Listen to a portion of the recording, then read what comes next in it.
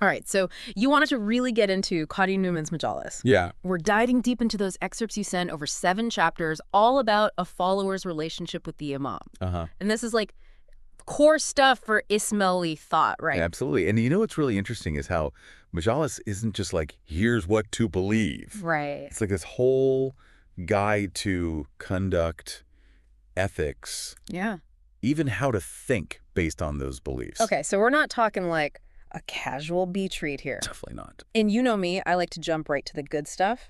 So get this, there's a whole section on how to look at the Imam. Not just glance, but really look, you know? Yeah. It's about presence, reverence. It goes even deeper than that. It's wild. Wow, that is interesting. It really shows how every action, even something as simple as looking, can have so much meaning. Yeah. But before we get there, Qadi Numan sets the stage. Oh. Majalis 1, all about wilayat.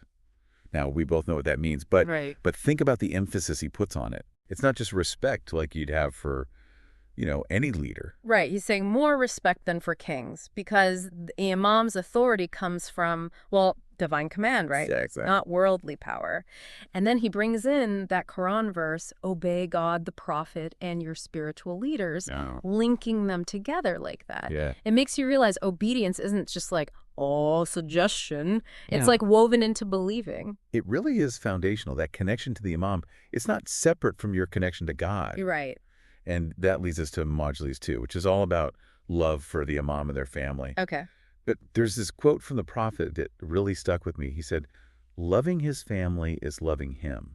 Whoa. Okay, so it's like this chain of connection, amplifying how important that love is. Right. And then Imam al-Bakir is quoted saying that even religion itself is love.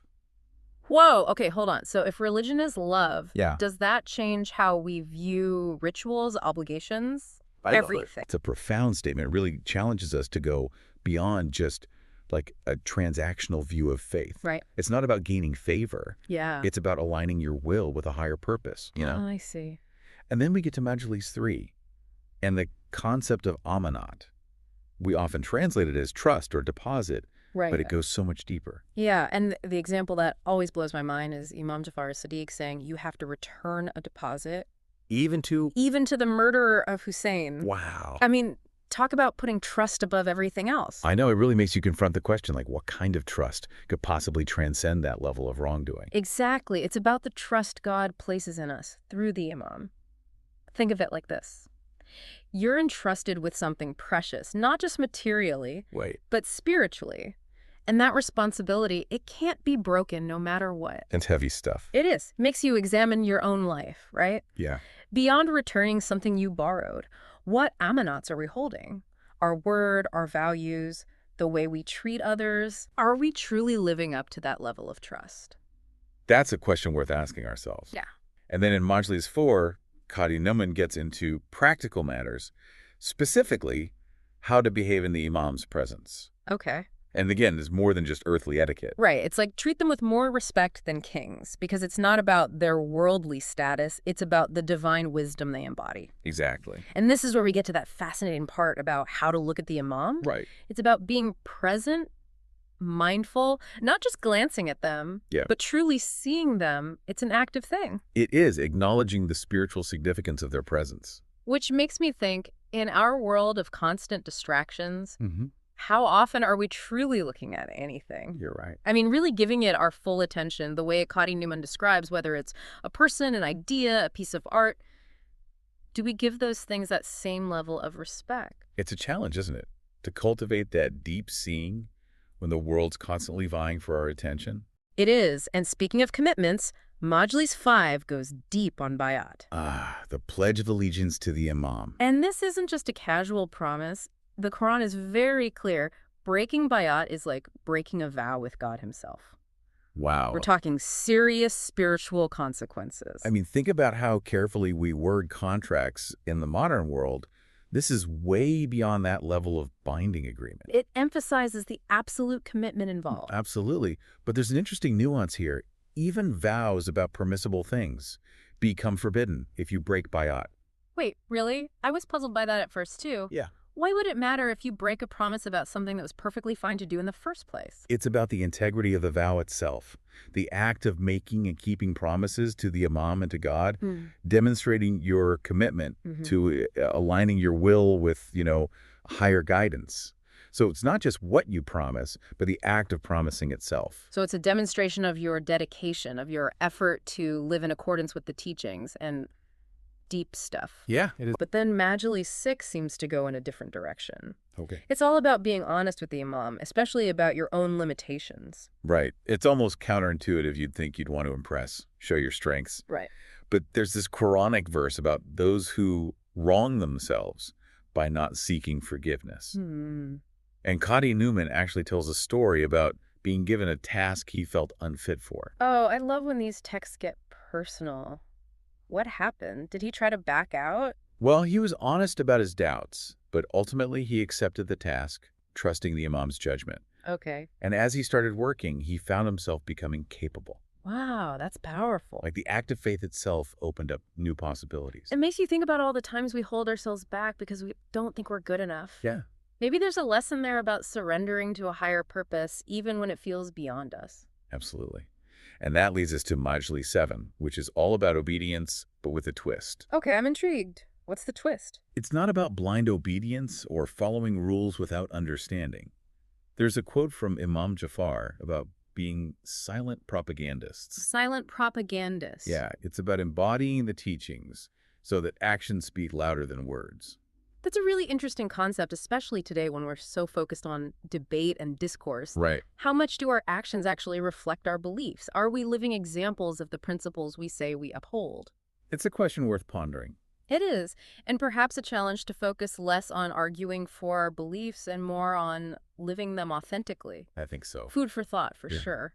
And as we move into Module 8, we encounter these concepts of sabr and shukr, patience and gratitude. Yes, these are essential for navigating those ups and downs of life. Right. There's a Quranic verse about God increasing blessings for the grateful. It highlights the importance of acknowledging the good in our lives, even amidst hardship, And it's not just about thanking God directly, is it? Right. It's about recognizing the role of the Imam in our spiritual growth. Like, even when things are tough, there's this underlying appreciation for their guidance. Exactly. It's acknowledging that their influence is always there, helping us learn and grow. And there's this detail that struck me. God dislikes ingratitude, even between people. Really? What does that tell us? I think it suggests that gratitude is fundamental to the, cosmic order. It's not just a social nicety. It's woven into existence itself. Ingratitude disrupts that harmony. So connecting it back to Majalis, it's like saying the Imam is a conduit for God's grace in your life. Be grateful, even when it's tough, because that gratitude itself is a form of devotion. You got it. And by cultivating patience and gratitude, we strengthen our connection to the Imam and ultimately to God. Woo. Okay, we've covered a lot of ground here. Devotion, love, trust, respect, obedience, patience, and gratitude. Is there anything else we need to know to really grasp the core message of these chapters? Well, there is one more concept that's kind of woven throughout Majalis, though it's not explicitly addressed in any single chapter. Right. Okay, I'm listening. And that's the idea of knowledge, or ilm. Ah, okay. Tell me more about that. So in Majalis, knowledge isn't just about accumulating facts. Right. It's about understanding the deeper meaning and significance of the teachings. So it's not just head knowledge, it's heart knowledge, too. Exactly. And the Imam is seen as the ultimate source of that knowledge. They're the inheritors of the Prophet's wisdom and are responsible for guiding their followers towards, spiritual understanding. So it's not enough to just follow the rules or perform the rituals. Right. You have to engage with the teachings on a deeper level. It's not passive, it's active seeking. Absolutely. Yeah. It requires seeking knowledge from the Imam, reflecting on their words, and striving to embody those teachings in your life. It's almost like an ongoing conversation, a dialogue between the follower and the Imam through their teachings. That's a great way to put it. Yeah. And that dialogue is essential for spiritual growth. Yeah. It's through engagement with the Imam's knowledge that we come to understand ourselves, our purpose, and our relationship with God. So it's a lifelong process of learning, growing, and deepening our connection to the Imam and to the divine. And this brings us back to that intriguing idea about how to look at the Imam. Right. It's about approaching the teachings with that same attentiveness and intention. Not just passively listening or reading, but actively seeking understanding. To really see the wisdom being offered and to bring it into our lives, into our actions. Exactly. Knowledge without action is incomplete. The true test of understanding is how we embody the teachings in our thoughts, words, and deeds. So it's a holistic approach encompassing both inner transformation and outward action. It's that silent propaganda we were talking about earlier, but on a deeper level. Precisely. By embodying the Imam's teachings, we become living examples of their wisdom, inspiring others to seek understanding. Our individual growth contributes to the collective upliftment of the community. It's like a ripple effect, spreading outwards. It is, and that's a powerful testament to the enduring legacy of Majalis. Wow, we've covered so much ground today. From devotion and love to the transformative power of knowledge and action. It's amazing how interconnected these ideas are in Majalis. It's a testament to the richness of this text. We've only scratched the surface today. I know, right? And we focused on these 7 key chapters, but there's so much more to explore in the full text. But for now, let's take a breather. We'll be back soon to delve even deeper into Majalis. We'll pick up right where we left off, exploring some practical applications of these teachings and considering how they can inform our actions and attitudes in the modern world. Don't go anywhere. We'll be right back. Welcome back. Before we pause, we were talking about how knowledge, or ilm, is presented in Majalis. It's not just about facts, right? Right, it's deeper than that. We were talking about how it's like this heart knowledge. Yeah. And how the Imam is seen as the source of that understanding. It made me think about all the times I've gotten stuck in just the intellectual side of things, you know? Like, okay, I know this, I can quote that. But Majalis seems to be pushing for something more. It is, and that something more is where the Imam's role becomes even more crucial. Okay. They're not just sharing information, they're guiding you toward a deeper comprehension of the faith. So it's like you said before, that ongoing conversation. Yes. I'm reading the text, trying to grasp these complex ideas, and it's almost as if the Imam's wisdom is there guiding my understanding. Exactly. Yeah. And that's where sabr and shukr, patience and gratitude, become so essential. Right. Remember we were talking about them in Majlis 8? Yeah, they felt like key concepts for navigating life in general, not just like the religious side of things. But I'm curious, how do patience and gratitude play into this idea of seeking knowledge from the Imam? Well, imagine you're wrestling with a difficult concept in Majalis. Okay. Maybe it challenges your assumptions or seems contradictory to what you thought you knew. Yeah. That's where patience comes in. It's like, okay, don't get frustrated. Don't give up on understanding it. Stick with it. Keep seeking that deeper meaning. Right. And gratitude plays a role because it allows you to appreciate the Imam's guidance, even when you're struggling. Okay. It's acknowledging that even the challenge of understanding is part of your spiritual growth. So it's like saying, okay, I'm not getting this right now, but I'm grateful for the opportunity to wrestle with it, to learn and grow through this process. Precisely. And as you cultivate patience and gratitude, that deeper understanding will come. Right. It might not be immediate, but the Imam's guidance is always there, supporting you on your journey. This makes me think about the story Qadi Numan shared about being given that task he felt totally unqualified for. Oh, yeah. He could have easily gotten discouraged or frustrated, right? He could have. But he leaned into patience and trust in the Imam's wisdom. He did. And that's a powerful lesson for us. When we face challenges in our own pursuit of knowledge, we can remember Qadi Numan's example. We can approach the difficulty with patience, knowing that it's an opportunity for growth, and with gratitude for the guidance we're receiving. And it ties back to the idea of amanat too, doesn't it? That deep trust and responsibility we were talking about earlier. Absolutely. We're entrusted with this knowledge, this guidance from the Imam. Right. And part of honoring that trust is approaching it with the reverence and dedication it deserves. That means approaching our spiritual growth with both patience and gratitude. To trust in the Imam's guidance even when we don't fully get it, and to express our appreciation for their role in our lives. Exactly. Yeah. It's like, remember how we were talking about how even the way you look at the Imam matters? It's not just about physical actions. Right. It's about the mindset you bring to the table. Right. It's that deep seeing, that mindfulness we were talking about. Yes. And if we apply that same attentiveness to how we engage with the Imam's teachings, it's like we're showing them that respect through our efforts to understand. It's a beautiful way to think about it. And that level of engagement takes effort. It's not about passively absorbing information. Right. It's about actively wrestling with it, seeking its deeper meaning, just like Qadi Numan did when he was grappling with that challenging task. It's like he became a living example of ilm in action. He didn't just possess knowledge, he embodied it. He did. And that's what Majalis is ultimately calling us to do, isn't it?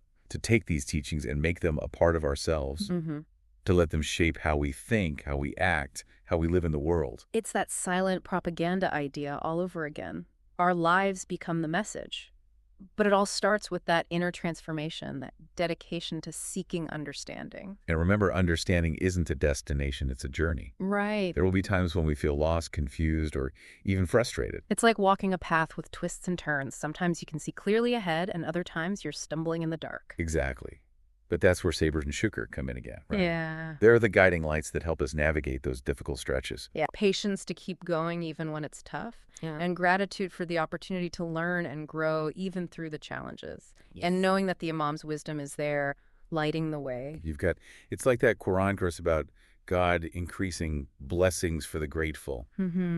That increase doesn't just apply to material things. It applies to understanding, to wisdom, to spiritual insight.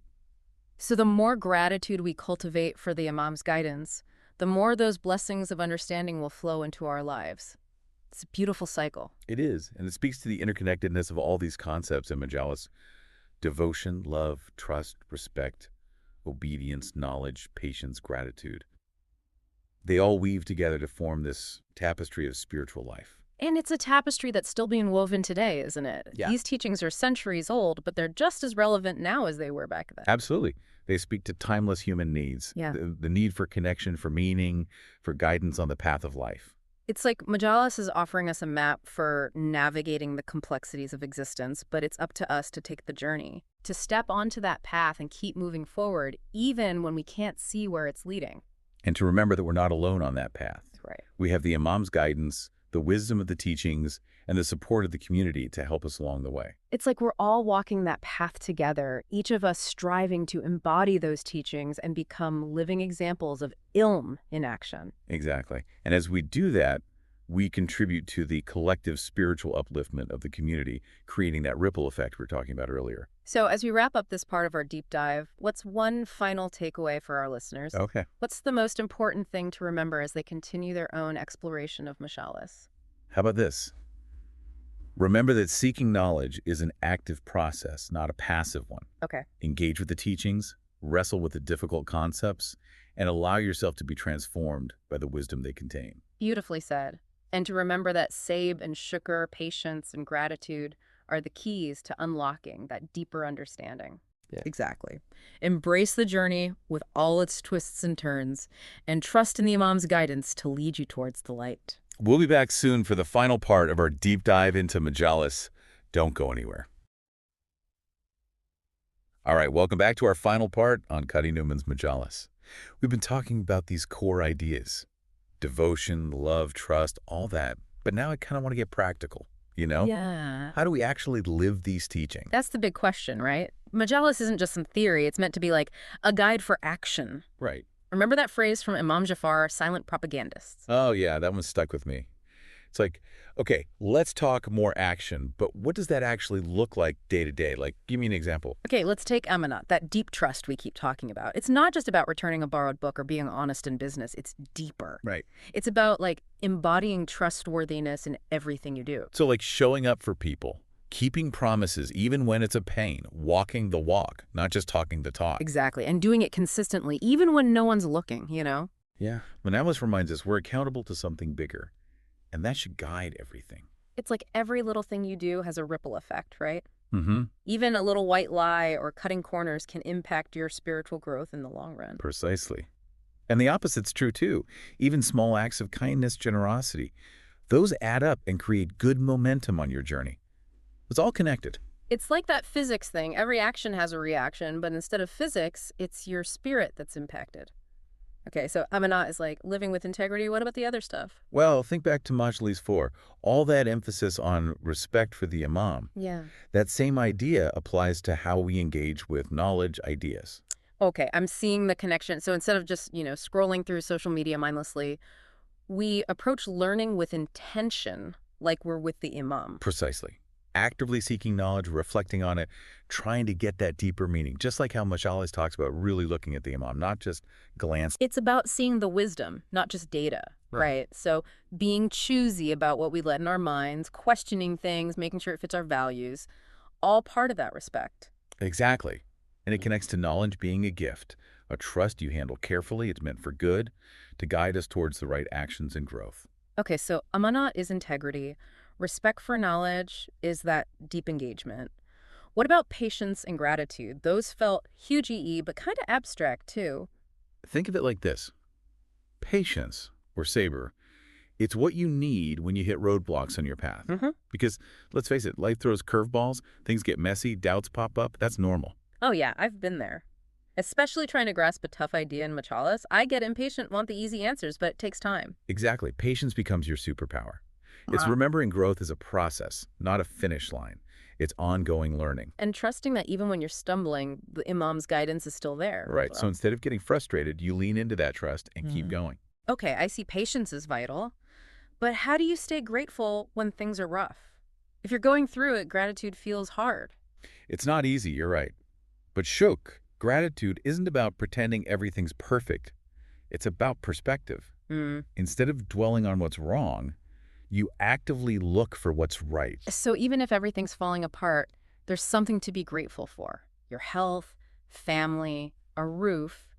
It's choosing to focus on the good even when surrounded by bad. Precisely. That shift, that's what shukr does. It lets you see the blessings even in hardship. It's like those optical illusions where you see two different images depending on how you look. Oh, I love those.